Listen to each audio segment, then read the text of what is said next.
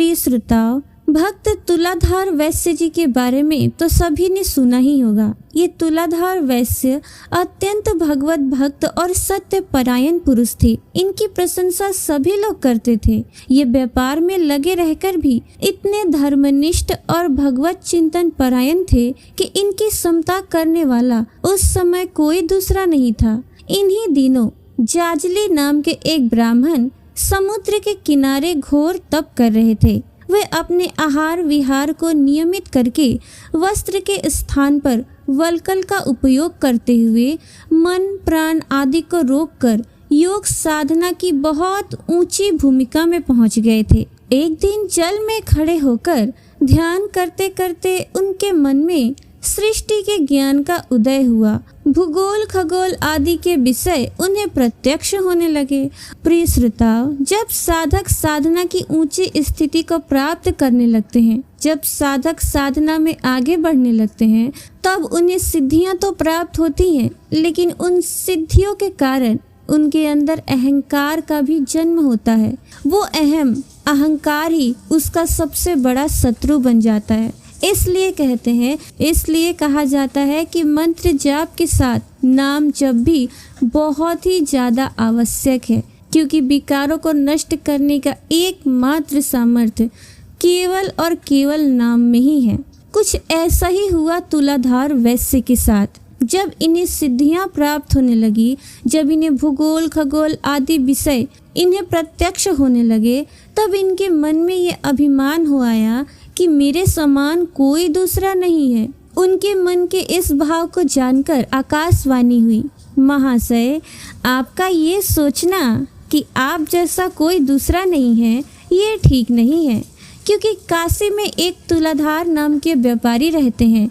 वे भी ऐसी बात नहीं कह सकते, और फिर आपको तो अभी ज्ञान ही क्या हुआ है। ये सुनकर जाजली तुलाधार के दर्शन के लिए लालायित हो उठे और मार्ग का ज्ञान प्राप्त करके वे काशी की ओर चल पड़े। तीर्थाटन करते हुए वे काशी पहुँचे और उन्होंने देखा कि महात्मा तुलाधार अपनी दुकान पर बैठे अपने व्यापार का काम कर रहे हैं। जाजली को देखते ही वे उठकर खड़े हो गए और उनका बड़ा स्वागत सत्कार करके विनम्रता के साथ बोले, हे ब्राह्मण, आप मेरे ही पास आए हैं। आपकी तपस्या का मुझे पता है।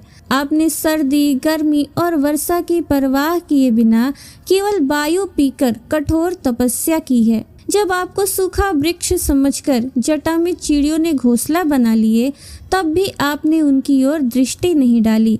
कई पक्षियों ने आपकी जटा में ही अंडे दे दिए और वहीं उनके अंडे फूटे और बच्चे भी सयाने हो गए।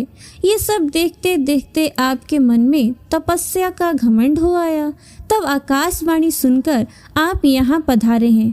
अब बताइए, मैं आपकी क्या सेवा करूं? तुलाधार की ये सब बातें सुनकर जाजली को बड़ा आश्चर्य हुआ और उन्होंने पूछा कि आपको इस प्रकार का निर्मल ज्ञान और बुद्धि कैसे प्राप्त हुई? प्रिय श्रोताओ, जाजली जी के इस प्रश्न को सुनकर तुलाधार जी ने जो उत्तर दिया वो सुनने लायक है। जरा ध्यान से सुनिएगा। तुलाधार जी ने सत्य, अहिंसा आदि साधारण धर्मों की बात सुनाकर अपने विशेष धर्म कौन सा है तो सुनिए, सनातन वर्णाश्रम धर्म पर बड़ा जोर दिया। उन्होंने बताया कि अपने वर्ण और आश्रम के अनुसार कर्तव्य कर्म का पालन करते हुए जो लोग किसी का अहित नहीं करते और मनसा वाचा कर्मणा सबके हित में ही तत्पर रहते हैं, उन्हें कोई वस्तु दुर्लभ नहीं। इन्हीं बातों के यत् किंचित अंश से मुझे ये थोड़ा सा ज्ञान प्राप्त हुआ है। ये सारा जगत भगवान का स्वरूप है।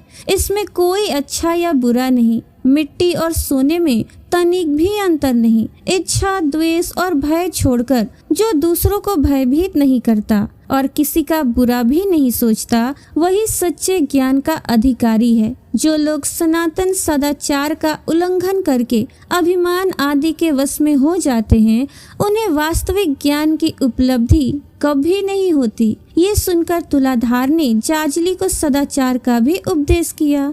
प्रिय श्रोताओ, ये कथा महाभारत के शांति पर्व में आती है, जिसमें श्रद्धा, सदाचार, वर्णाश्रम धर्म, सत्य, समबुद्धि आदि पर बड़ा जोर दिया गया है। प्रत्येक कल्याणकामी पुरुष को इसका अध्ययन करना चाहिए। तुलाधार के उपदेशों से जाजली का अज्ञान नष्ट हो गया और वे ज्ञान संपन्न होकर अपने धर्म के आचरण में लग गए। बहुत दिनों तक धर्म पालन का आदर्श उपस्थित करके और लोगों को उपदेश आदि के द्वारा कल्याण की ओर अग्रसर करके दोनों सद्गति को प्राप्त हुए। प्रिय श्रोताओ, इस कथा में एक बात पे आपने गौर किया कि जैसे ही जाजली को घमंड हुआ अपनी शक्तियों पर, अपनी सिद्धियों पर, वैसे ही भक्त वत्सल भगवान ने उनके घमंड को आगे बढ़ने से रोकने के लिए उन्हें अपने एक प्रेमी भक्त के पास भेज दिया।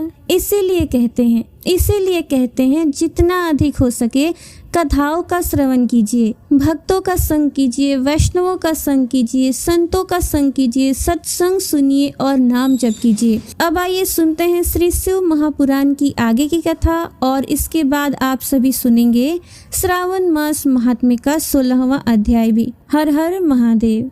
अब सुनिए छठा अध्याय। सौनक जी बोले, हे महाप्राज्ञ, हे व्यास शिष्य, हे सूत जी, आपको नमस्कार है। आप धन्य हैं और शिव भक्तों में श्रेष्ठ हैं। आपके महान गुण वर्णन करने योग्य हैं। अब आप कल्याण में शिव पुराण के श्रवण की विधि बताइए, जिससे सभी श्रोताओं को संपूर्ण उत्तम फल की प्राप्ति हो सके। सूत जी बोले, हे सौनक, हे मुनि, अब मैं आपको संपूर्ण फल की प्राप्ति के लिए शिव पुराण के श्रवण की विधि बता रहा हूँ। सर्वप्रथम किसी ज्योतिषी को बुलाकर दान मान से संतुष्ट करके अपने सहयोगी लोगों के साथ बैठकर बिना किसी विघ्न बाधा के कथा की समाप्ति होने के उद्देश्य से शुद्ध मुहूर्त का अनुसंधान कराएं।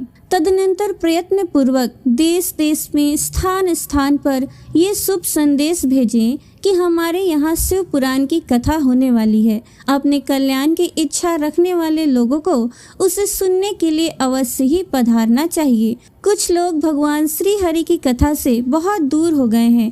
कितने ही स्त्री, शूद्र आदि भगवान शंकर के कथा कीर्तन से वंचित रहते हैं। उन सबको भी सूचना हो जाए, ऐसा प्रबंध करना चाहिए। देश देश में जो भगवान शिव के भक्त हों तथा शिव कथाएं, कीर्तन और श्रवण के लिए उत्सुक हों, उन सबको आदर पूर्वक बुलवाना चाहिए। उन्हें कहलाना चाहिए कि यहाँ सत्पुरुषों को आनंद देने वाला समाज तथा अति अद्भुत उत्सव होगा, जिसमें शिव पुराण का पारायण होगा।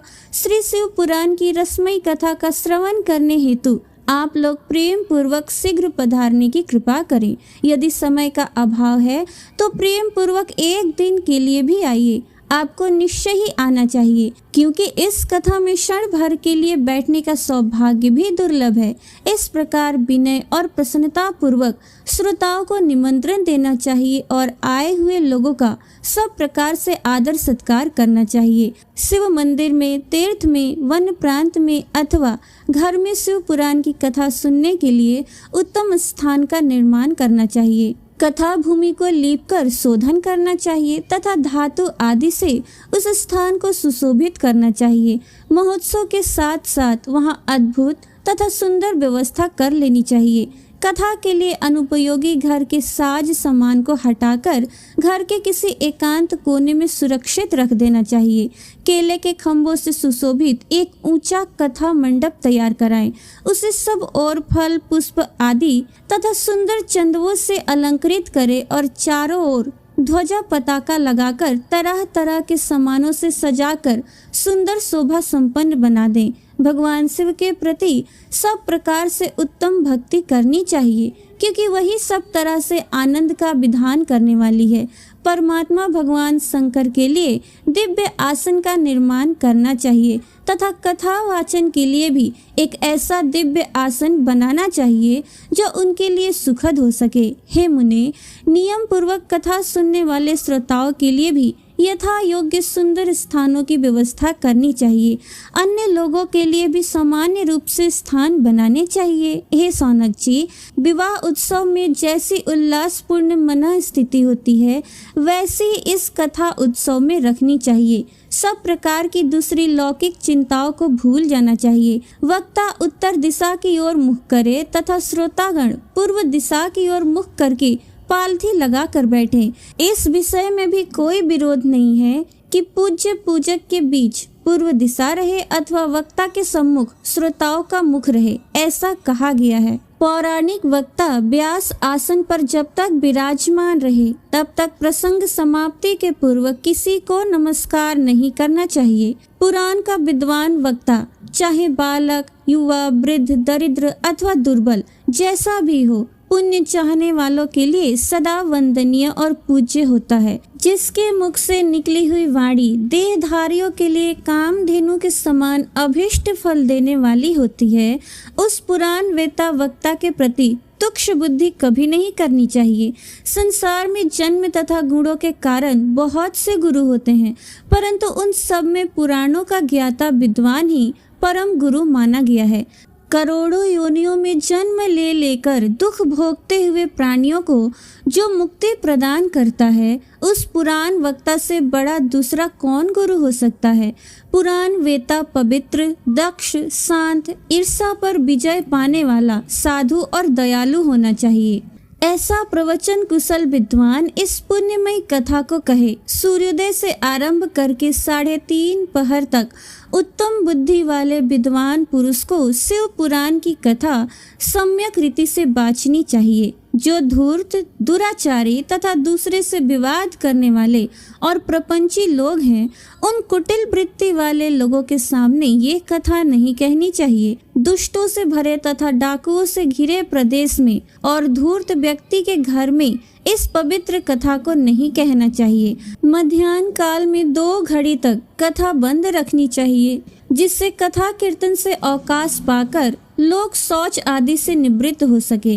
कथा प्रारंभ के दिन से 1 दिन पहले व्रत ग्रहण करने के लिए वक्ता को छौर करा लेना चाहिए। जिन दिनों कथा हो रही हो, उन दिनों प्रयत्न पूर्वक प्रातः काल का सारा नित्य कर्म संक्षेप में ही कर लेना चाहिए। वक्ता के पास उसकी सहायता के लिए एक दूसरा वैसा ही विद्वान स्थापित करना चाहिए, जो सब प्रकार के संशयों को निवृत्त करने में समर्थ और लोगों को समझाने में कुशल हो। कथा में आने वाले विघ्नों की निवृत्ति के लिए गणेश जी का पूजन करे। जय हो विघ्नहर्ता गणेश की। कथा के स्वामी भगवान शिव की तथा विशेषतः शिव पुराण ग्रंथ की भक्ति भाव से पूजा करे। तत्पश्चात उत्तम बुद्धि वाला श्रोता विधि पूर्वक तन मन से शुद्ध एवं प्रसन्नचित होकर आदर पूर्वक शिव पुराण की कथा सुने। जो वक्ता और श्रोता अनेक प्रकार के कर्मों में भटक रहे हो, काम आदि 6 विकारों से युक्त हो, स्त्री में आसक्ति रखते हो और पाखंड पूर्ण बातें कहते हो, वे पुण्य के भागी नहीं होते। जो लौकिक चिंता तथा धन, गृह एवं पुत्र आदि की चिंता को छोड़कर कथा में मन लगाए रहता है, उस शुद्ध बुद्धि पुरुष को उत्तम फल की प्राप्ति होती है। श्रद्धा और भक्ति से युक्त, दूसरे कर्मों में मन नहीं लगाने वाले, मौन धारण करने वाले, पवित्र एवं उद्वेग शून्य श्रोता ही पुण्य के भागी होते हैं। जो नराधम भक्ति रहित होकर इस पुण्यमयी कथा को सुनते हैं, उन्हें श्रवण का कोई फल प्राप्त नहीं होता और वे जन्म जन्मांतर में क्लेश भोगते ही रहते हैं। यथाशक्ति उपचारों से इस पुराण की पूजा किए बिना जो मूढ़ जन इस कथा को सुनते हैं, वे अपवित्र और दरिद्र होते हैं। कथा कहे जाते समय बीच में ही जो लोग उठकर अन्यत्र चले जाते हैं, जन्मांतर में उनकी स्त्री आदि संपत्तियां नष्ट हो जाती हैं। जो पुरुष सिर पर पगड़ी आदि धारण करके इस कथा का श्रवण करते हैं, उनके पापी और कुल कलंकी पुत्र उत्पन्न होते हैं। जो पुरुष पान चबाते हुए इस कथा को सुनते हैं, उन्हें नरक में यमदूत उनकी ही विष्ठा खिलाते हैं। जो लोग ऊंचे आसन पर बैठकर इस कथा का श्रवण करते हैं, वे समस्त नरकों को भोगकर काक योनि में जाते हैं। जो लोग विरासन आदि से बैठकर इस शुभ कथा को सुनते हैं, वे अनेकों नरक को भोगकर विष वृक्ष जन्म पाते हैं। कथा सुनाने वाले पौराणिक को अच्छे प्रकार प्रणाम किए बिना जो लोग कथा सुनते हैं, वे सभी नरकों को भोगकर अर्जुन वृक्ष बनते हैं। रोग युक्त न होने पर भी जो लोग लेट कर ये कथा सुनते हैं, वे सभी नरक को भोगकर अंत में अजगर आदि योनि में जन्म लेते हैं। वक्ता के समान ऊंचाई वाले आसन पर बैठकर जो इस कथा का श्रवण करते हैं, उन नारकीय लोगों को गुरु सैया शैया पर शयन करने जैसा पाप लगता है। जो इस पवित्र कथा तथा वक्ता की निंदा करते हैं वे 100 जन्मों तक दुख भोगकर कुत्ते का जन्म पाते हैं। कथा होते समय बीच में जो गंदी बातें बोलते हैं वे घोर नरक भोगने के बाद गधे का जन्म पाते हैं। जो कभी भी इस परम पवित्र कथा का श्रवण नहीं करते वे घोर नरक भोगने के पश्चात जंगली सुअर का जन्म लेते हैं। जो दुष्ट कथा के बीच में विघ्न डालते हैं वे करोड़ों वर्षों तक नरक यातनाओं को भोगकर गांव के सुअर का जन्म पाते हैं। इसका विचार करके शुद्ध और प्रेम पूर्ण चित्त से बुद्धिमान श्रोता को वक्ता के प्रति भक्ति भाव रखकर कथा श्रवण का प्रयत्न करना चाहिए। सबसे पहले कथा के विघ्नों का नाश करने हेतु गणेश जी की पूजा करनी चाहिए। अपने नित्य कर्म को संक्षेप में संपन्न करके प्रायश्चित करना चाहिए। 9 ग्रह और सर्वतोभद्र देवताओं का पूजन करके शिव पूजा की बताई गई विधि से शिव पुराण की पुस्तक का अर्चन करना चाहिए। पूजन के अंत में विनम्र होकर बड़ी भक्ति के साथ दोनों हाथ जोड़कर साक्षात शिव स्वरूपिणी पुस्तक की इस प्रकार स्तुति करनी चाहिए। श्री शिव पुराण के रूप में आप प्रत्यक्ष सदाशिव हैं। हमने कथा सुनने के लिए आपको अंगीकार किया है। आप हम पर प्रसन्न हो। मेरा जो मनवांछित हो उसे आप कृपा पूर्वक संपन्न करें। मेरा ये कथा श्रवण निर्विघ्न रूप से सुसंपन्न हो। कर्म रूपी ग्राह से ग्रस्त शरीर वाले मुझ दिन का आप संसार सागर से उद्धार कीजिए। हे शंकर, मैं आपका दास हूँ। इस प्रकार साक्षात शिव स्वरूप इस शिव पुराण की दीनता पूर्वक स्तुति करके वक्ता की पूजा आरंभ करनी चाहिए। शिव पूजा की बताई गई विधि से पुष्प, वस्त्र, अलंकार, धूप, दीप आदि से वक्ता की पूजा करें। तदनंतर शुद्ध चित्त से उनके सामने नियम ग्रहण करें और कथा समाप्ति पर्यंत यथाशक्ति उसका प्रयत्न पूर्वक पालन करें। तत्पश्चात कथावाचक व्यास की प्रार्थना करें। हे व्यास जी के समान ज्ञानी श्रेष्ठ, शिव शास्त्र के मर्मज्ञ ब्राह्मण देवता, आप इस कथा के प्रकाश से मेरे अज्ञान अंधकार को दूर करें। भक्ति पूर्वक 5 अथवा 1 ब्राह्मण का वरण करें और उनके द्वारा शिव पंचाक्षर मंत्र नमः शिवाय का जप कराएं। हे मुने, इस प्रकार मैंने भक्त श्रोताओं द्वारा भक्ति पूर्वक कथा श्रवण की उत्तम विधि आपको बता दी। अब आप और क्या सुनना चाहते हैं? अब सुनिए 7वां अध्याय। अब सुनिए श्रावण मास महात्म्य का 16वां अध्याय। शिव जी बोले, हे सनत कुमार, अब मैं आपसे शीतला सप्तमी व्रत के बारे में बताऊंगा। श्रावण मास के शुक्ल पक्ष की सप्तमी तिथि को शीतला सप्तमी का व्रत करना चाहिए। सर्वप्रथम भीत पर एक वापी का आकार बनाकर अशरीरी संज्ञक दिव्य रूप वाले 7 जल देवताओं, 2 बालकों से युक्त पुरुष संज्ञक नारी, 1 घोड़ा, 1 वृषभ तथा नर वाहन सहित 1 पालकी भी उस पर लिखें। इसके बाद 16 उपचारों से 7 जल देवताओं की पूजा करनी चाहिए। इस व्रत के साधन में ककड़ी और दधी ओदन का नैवेद्य अर्पित करना चाहिए। तत्पश्चात नैवेद्य के पदार्थों में से ब्राह्मण को वाइन देना चाहिए। इस प्रकार 7 वर्ष तक इस व्रत को करने के बाद इसका उद्यापन करना चाहिए। इस व्रत में प्रत्येक वर्ष 7 सुवासिनियों को भोजन कराना चाहिए। जल देवताओं की प्रतिमाएं एक स्वर्ण पात्र में रखकर बालकों के सहित एक दिन पहले सायंकाल में भक्ति पूर्वक उनकी पूजा करनी चाहिए। प्रातः काल पहले ग्रह होम करके देवताओं के निमित्त चरु से होम करना चाहिए। जिसने पहले इस व्रत को किया और उसे जिस फल की प्राप्ति हुई आप उसे सुनिए। सौराष्ट्र देश में शोभन नाम का एक नगर था। उसमें सभी धर्मों के प्रति निष्ठा रखने वाले एक धनी साहूकार रहता था।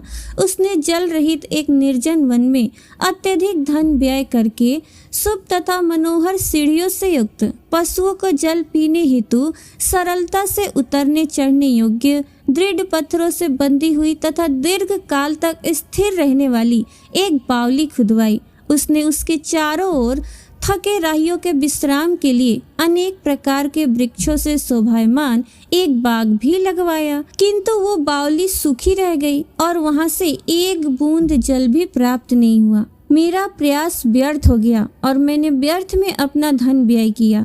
इस चिंता में पड़ा हुआ वो धनद नामक धनिक वहीं रात में सो गया। तब उसके स्वप्न में आकर जल देवताओं ने उससे कहा कि हे धनद, जल के आने का उपाय सुनो। यदि तुम हम लोगों के लिए आदर पूर्वक अपने पौत्र की बलि दोगे तो उसी समय तुम्हारी ये बावली जल से भर जाएगी। ये स्वप्न देख करके घर आकर धनिक ने अपने पुत्र को बताया। द्रविड़ नामक उसका वो पुत्र भी धर्म परायण था। वो कहने लगा, सुनिए, आप मुझ जैसे पुत्र के पिता हैं। ये धर्म का कार्य है, इसमें आपको विचार नहीं करनी चाहिए। ये धर्म ही स्थिर रहने वाला है और पुत्र आदि तो नश्वर है। अल्प मूल्य से महान वस्तु प्राप्त हो रही है, इसलिए ये क्रय खरीदारी अति दुर्लभ है। इसमें लाभ ही लाभ है। सितांशु और चंडांशु ये मेरे दो पुत्र हैं। इनमें सितांशु नामक ये जो ज्येष्ठ पुत्र है उसकी बलि बिना कोई विचार किए आप प्रदान करें। किंतु हे पिताश्री, स्त्रियों को ये रहस्य किसी भी प्रकार से ज्ञात नहीं होनी चाहिए। उसमें उपाय ये है कि इस समय मेरी पत्नी गर्भिणी है, उसका प्रसव काल निकट है और प्रसूति के लिए वो अपने पिता के घर जाने वाली है। वो कनिष्ठ पुत्र भी उसके साथ ही जाएगा। इसलिए हे तात, उस समय ये कार्य निर्विघ्न रूप से संपन्न हो जाएगा। पुत्र की ये बात सुनकर पिता उस पर बड़े प्रसन्न हुए और बोले, हे पुत्र, तुम धन्य हो और मैं भी धन्य हूँ जो कि तुम जैसे पुत्र से पुत्रवान हो। इससे बीच उस सुशीला के पिता के घर से बुलावा आ गया और वो जाने लगी। तब उसके ससुर तथा पति ने कहा कि ये ज्येष्ठ पुत्र हम लोगों के पास ही रहने दो और तुम इस छोटे पुत्र को ले जाओ।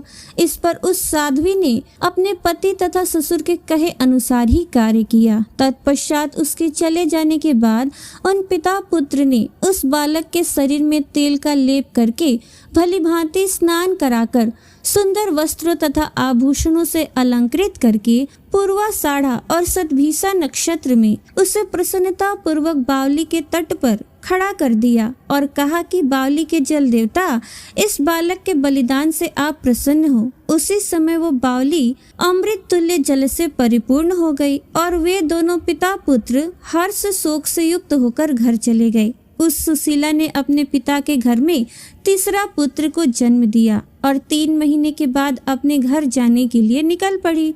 मार्ग में आते समय वो बावली के पास पहुंची और उस बावली को जल से भरा हुआ देखा तो बड़े आश्चर्य में पड़ गई। उसने उसमें स्नान किया और वो कहने लगी कि मेरे ससुर का परिश्रम और धन का व्यय सफल हुआ। उस दिन श्रावण के शुक्ल पक्ष की सप्तमी तिथि थी और सुशीला का शीतला सप्तमी नामक शुभ व्रत भी था। उसने वहीं पर भात पकाया और दही ले आई। इसके बाद जल देवताओं को विधिवत पूजन करके दही भात तथा ककड़ी फल का नैवेद्य अर्पण किया और फिर ब्राह्मण को वाइन देकर साथ के लोगों को साथ मिलकर उसी नैवेद्यान्न का भोजन किया। वहां से उसका ग्राम 1 योजन की दूरी पर था। तदनंतर उस सुंदर पालकी पर बैठकर दोनों पुत्रों के साथ वहां से चल पड़ी। तब वे जल देवता परस्पर कहने लगे कि हमें इसका पुत्र जीवित करके प्रदान करना चाहिए, क्योंकि इसने हमारा व्रत किया है और ये उत्तम बुद्धि रखने वाली है। इस व्रत के प्रभाव से इसे नूतन पुत्र देना चाहिए। पहले उत्पन्न हुए उसके पुत्र को यदि हम लोग ग्रहण किए रह गए तब हमारी प्रसन्नता का फल ही क्या। आपस में ऐसा कहकर उन दयालु जल देवताओं ने बावली में से उसके पुत्र को बाहर निकालकर माता को दिखा दिया और फिर उन्हें विदा किया। तब वो शिशु माता ऐसा कहकर पुकारता हुआ अपनी माता के पीछे दौड़ पड़ा। अपने पुत्र का शब्द सुनकर उसने पीछे मुड़कर देखा। वहां अपने पुत्र को देखकर वो मन ही मन चकित हुई। उसे अपनी गोद में लेकर उसने उसका मस्तक सूंघा, किंतु ये डर जाएगा इस विचार से उसने पुत्र से कुछ भी नहीं पूछा। वो अपने मन में सोचने लगी कि यदि इसे चोर उठा ले गए थे तो ये आभूषणों से युक्त कैसे है, और यदि पिशाचों ने इसे पकड़ा था तो पुनः छोड़ क्यों दिया। इसके घर के संबंधी जन तो चिंता के समुद्र में निमग्न होंगे। इस प्रकार सोचती हुई वो नगर के द्वार पर आ गई। तब लोग कहने लगे कि सुशीला आई है। ये सुनकर वे पिता पुत्र अत्यंत चिंतित हुए कि ना जाने वो क्या कहेगी और पुत्र के विषय में हम लोग उसे क्या बताएंगे। इसी बीच वो तीनों पुत्रों के साथ आ गई। तब ज्येष्ठ बालक सितांशु को देखकर सुशीला के ससुर तथा पिता घोर आश्चर्य में पड़ गए। लेकिन बहुत आनंदित भी हुए। वे बोले, हे सुचिस्मिते, तुमने कौन सा पुण्य कार्य अथवा व्रत किया था? हे भामिनी, तुम पतिव्रता हो, धन्य हो और पुण्यवती हो। इस शिशु के मृत हुए 2 माह व्यतीत हो चुके हैं और तुमने इसे फिर से प्राप्त कर लिया, तथा वो बावली भी जल से परिपूर्ण हो गई। तुम एक पुत्र के साथ अपने पिता के घर गई थी और 3 पुत्रों के साथ आई हो। हे सुध्रु, तुमने तो कुल का उद्धार कर दिया। हे सुभानने, मैं तुम्हारी कितनी प्रशंसा करूं। इस प्रकार ससुर ने उसकी प्रशंसा की। पति ने उसे प्रेम पूर्वक देखा तथा सास ने उसे आनंदित किया। तत्पश्चात उसने मार्ग के पुण्य का समस्त वृतांत कहा। अंत में उन सभी ने मनवांछित सुखों का उपभोग करके बहुत आनंद प्राप्त किया। हे वत्स, मैंने इस प्रकार शीतला सप्तमी व्रत को आपसे कह दिया। इस व्रत में दधि ओदन शीतल, ककड़ी का फल शीतल और बावली का जल भी शीतल होता है तथा इसके देवता भी शीतल हैं। अतः शीतला सप्तमी का व्रत करने वाले तीनों प्रकार के तापों के संताप से शीतल हो जाते हैं। इसी कारण से ये सप्तमी शीतला सप्तमी इस नाम से जानी जाती है। प्रिय श्रोता, आज श्रावण मास महात्म्य का 16वां अध्याय समाप्त हुआ। आगे के अध्याय का श्रवण आप कल के वीडियो में जरूर कीजिएगा। जय श्री राधे, हरे कृष्णा।